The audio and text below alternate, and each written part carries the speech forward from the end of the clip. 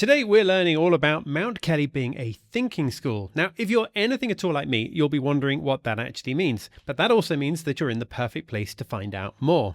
Alan Johnson is the assistant head for teaching and learning at school, and he explains all about it, the principles, how it operates, and then, most importantly, how this is beneficial for the children in school.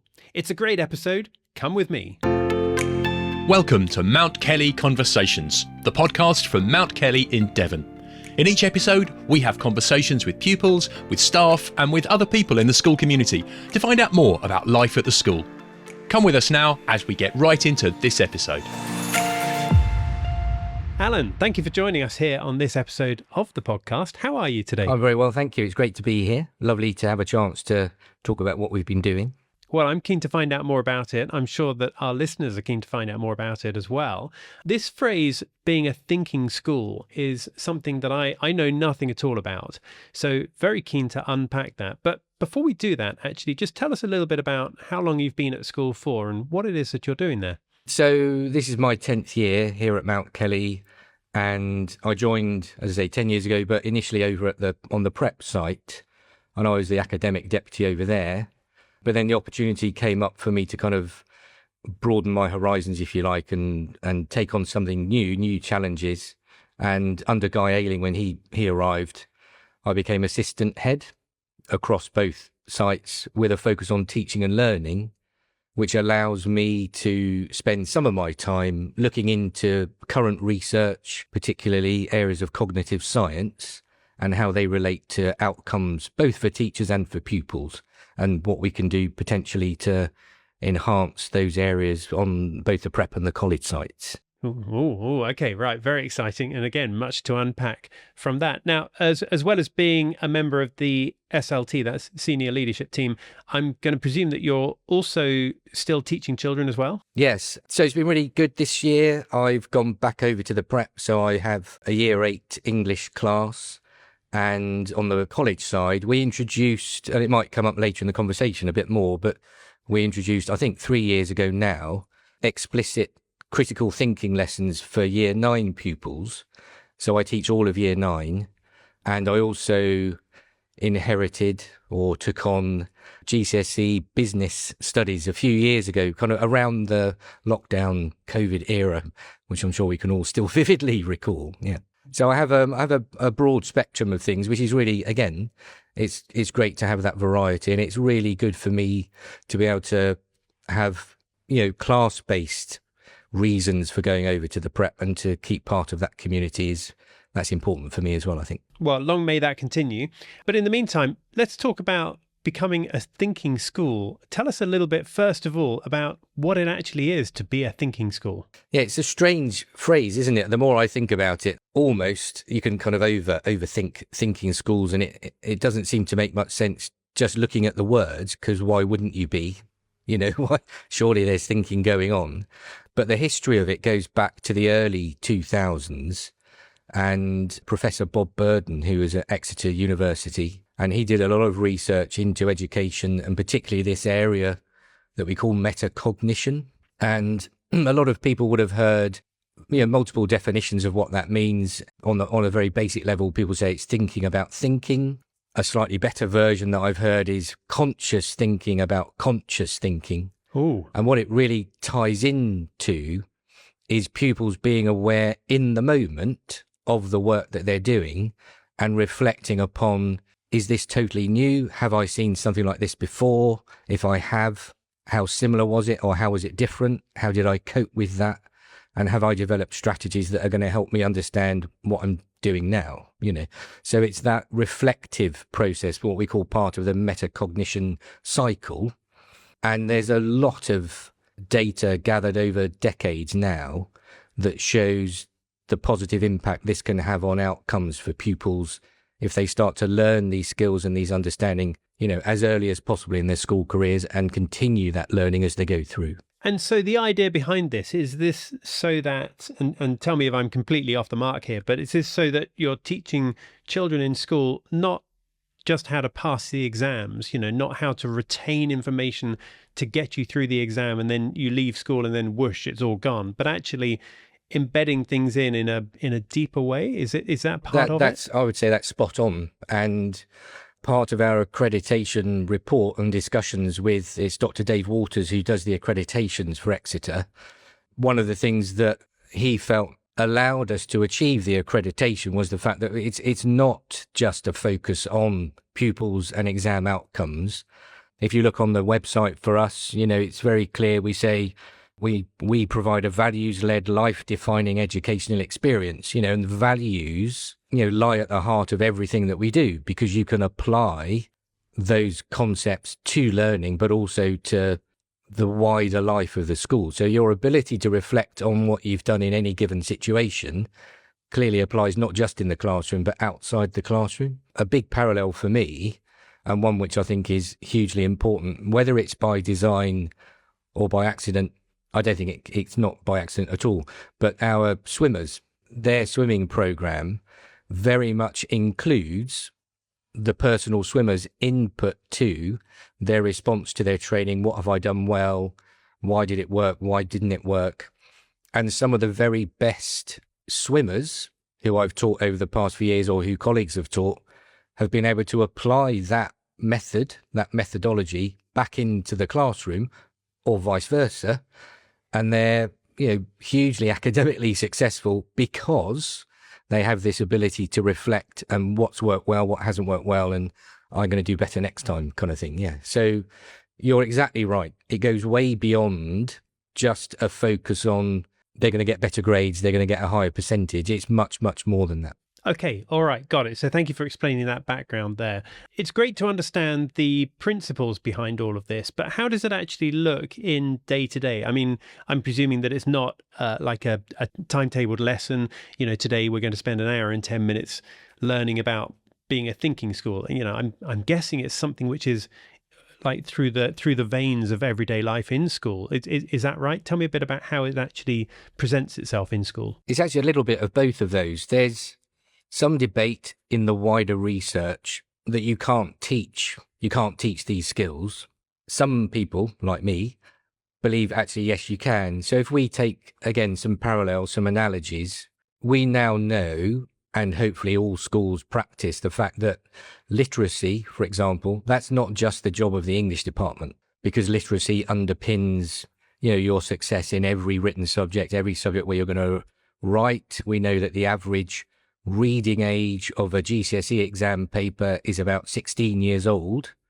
So if you don't have the reading age of a 16-year-old, you won't be able to access the content, whether it's maths or science or whatever, it doesn't matter.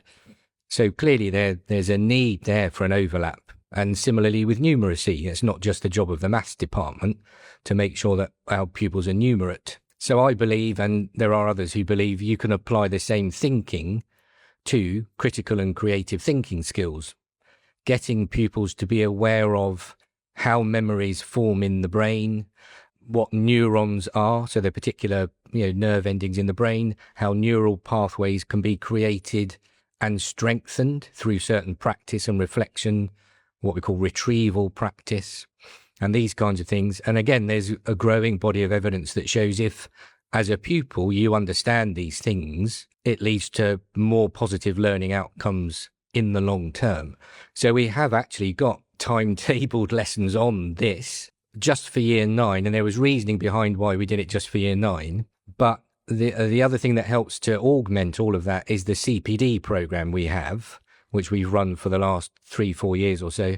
And CPD stands for? Continuous Professional Development, or Continuing Professional Development for staff. So the focus very deliberately there has been on research-informed, peer-assessed, cognitive science approaches to teaching and learning, a lot of which, if not all, is built around these concepts of metacognition. And so teachers have been actively engaged in their own personal development and have been applying these interventions in the classroom from early years, from year 1 all the way through to post-16 A-level. So nothing happens overnight, which is why we spent 4 years introducing, building, gathering evidence before we even applied for accreditation as a thinking school. And the accreditation itself is not an end, it's a beginning. It's not just I've got the badge and my job, my work here is done and it's all finished. Getting the accreditation means, yes, you're doing the right things and you're heading in the right direction, but then you're given some very clear next steps. So this is what you need to do to carry on and to improve, So it's both things. It's explicit, but yes, over time, it just needs to become what we do. This is what we do. This is how we do it. And it needs to become kind of second nature. Gosh, I mean, to me, it really does sound incredible that the school's doing this. And I was about to say how things have changed and moved on hugely since Dickensian times, but frankly, just how schools have moved on from like the 80s and 90s, when some of the parents who are listening to this may have gone to school themselves. Tell me a bit about why or what inspired the school or yourself, whoever, to actually pursue this accreditation with the University of Exeter. It is an interesting point, because I had many discussions with Guy. Is accreditation something we need? Is accreditation something we want to go for? And of course, everything costs something. So is it value for money, etc.? And then I mentioned COVID before. We'd started the program, we'd started our journey. And one of the reasons for choosing the Thinking Schools pathway towards accreditation was it allowed us to articulate what we thought we wanted to do, because there are more than a dozen criteria that you have to meet in order to gain accreditation. So even if we didn't go for the badge, if that makes sense, it was still worthwhile going on that journey, because we knew it was a journey of improvement, and we could kind of measure, yes, we've done this, yes, we've done this, yes, we've done this, as we went through the process. So during the COVID period, and for all good reasons, it all went a bit quiet, and I couldn't contact anyone. I thought, is this still happening? Is the accreditation program still there? And it's actually true that Dr. Dave, who I mentioned earlier, he's now taken on board the whole accreditation program from the University of Exeter. So there was indeed a bit of a hiatus at one point. And even during that break, I had these conversations with Guy and with myself, and said, do you know what? It's not about being accredited. It's about doing what we're doing because we know it's right. We're looking at the evidence. We're listening to experts in the field. We're not just making it up because it sounds good. This is evidence-informed practice. This is research-informed practice. There's a lot of hard science behind this. So yes, let's pursue it. Let's keep going. And if we get accredited, nice, good. It's a good badge. It's a great thing to have. And I'm diminishing that because when we got the accreditation, Dave was very clear. Actually, this is a world standard accreditation. And I'm not normally the kind of person who will, trumpet things, but it is a great thing. And there aren't many secondary schools that have it. There are very few all-through schools that have it. So it is a great achievement. I have to say that. And in saying that, I would reiterate that this is a team thing, without the staff having bought into the cognitive science pathway, without pupils responding to it in lessons, and I can come back to that, and without parents getting on board, governors getting on board, you have to be able to evidence that you are engaging the whole school community, to even think about putting your accreditation in the first place. So why did we do it? We did it because it's worth doing. And the badge is nice. What's especially good about the badge is it's an objective assessment, isn't it? So we might think we're doing things well. We might think things are going well.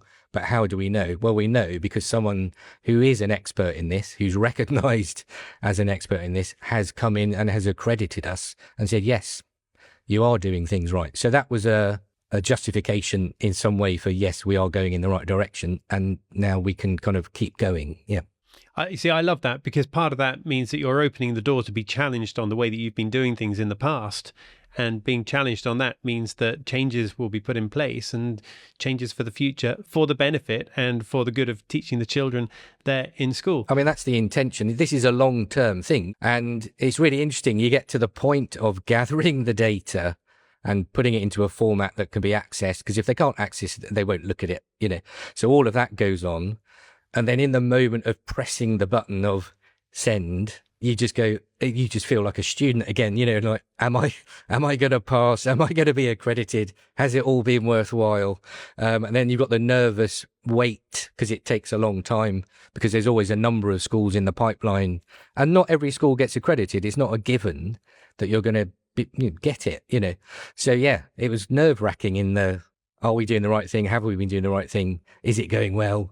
Press send, and then last November we got the thumbs up, and it was terrific, and the feedback was just it was out of this world, really, to validate what we've been doing so far and steer us on an even better course for the next few years. Well, congratulations for that for last November, but also in my opinion, there's no better way to see through the eyes of students than becoming a student yourselves. So hats off to you for that. Alan, tell me something about exam wrappers. I love this little phrase. What is an exam wrapper? Well, this is a great example of, I feel, the continuous success of that CPD program we were talking about. So staff were given pretty much free rein, free access to a couple of platforms which focus on cognitive science. They have other things as well, but cognitive science is a lot of it.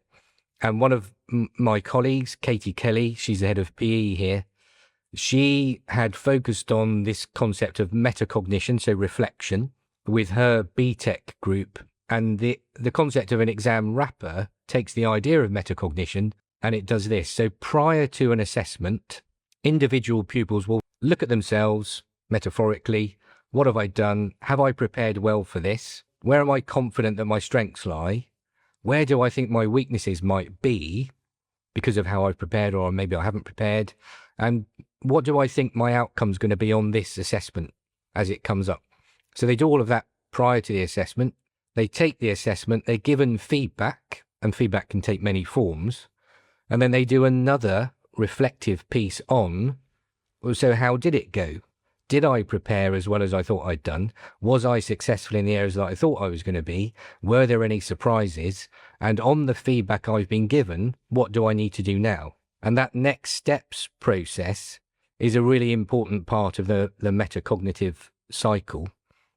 John Hattie, who is at the top of meta-analyses for educational data on a global scale, he's up there, He puts it really nicely. He says metacognition is knowing what to do when you don't know what to do. So when you're faced with what looks like an unfamiliar scenario or case study or situation, have you got the wherewithal to just take a breath, pause and think, do you know what? I've done something like this before.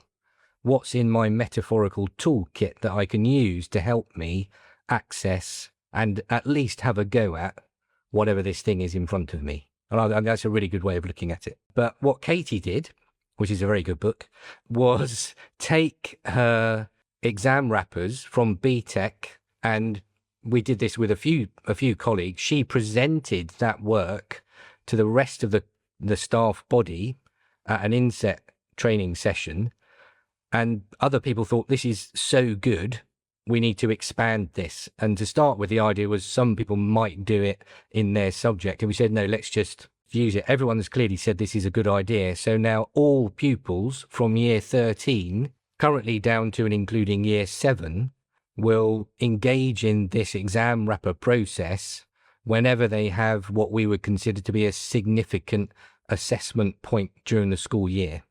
So I see. That shows us the success not only of personal development, but also the sharing, professional development across the whole staff body, which is another thing that I was kind of aiming for in this pathway, that shared professional dialogue. So yeah, that was a great example for me of what you might call a global impact, a global outcome. Okay, so Alan, tell me this then. You've explained the principles behind all of this, fully get that.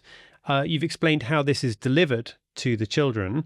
You've talked about the accreditation process as well. How do you see an actual change in the children at Mount Kelly? How does this benefit present itself through the children then? I've got a couple of distinct examples, but I'd also say that I think the important part, and we're all guilty of it, but we tend to focus just on the children, don't we? But the whole point of a thinking school is that it's the whole school community, and that must include the teachers. So it starts with the teachers and their learning and their understanding of platforms and interventions that they might bring into the classroom. And then we start to see, across all different year groups, growing confidence in self-assessment, growing confidence in peer assessment.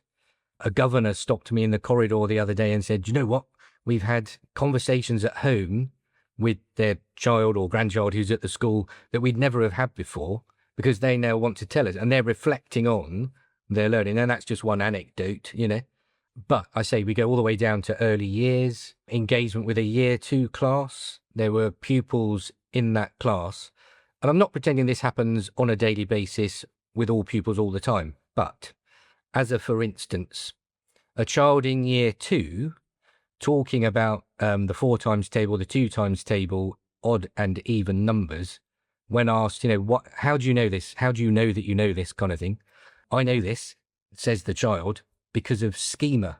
Schema is the combining of neural pathways in the brain where you connect prior learning, because you understand, to start with, maybe the difference between odd and even.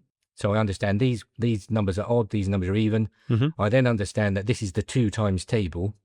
I know that because 2 is an even number, all of these numbers are even numbers as well. And then I can take that and I can go, oh, but 4's an even number. And it's making those connections. It's that metacognitive reflection. But what's actually happening in the brain is the formation of these schema, these neural networks.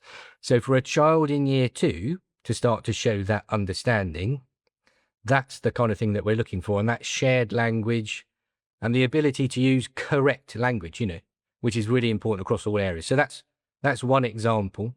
And then another lived example, just from yesterday, I was discussing with a year 10 group revision, how to revise, best practice and so on. And these guys have been through the critical thinking lessons in year 9. So I said, I'm not going to spoon feed you. You can tell me.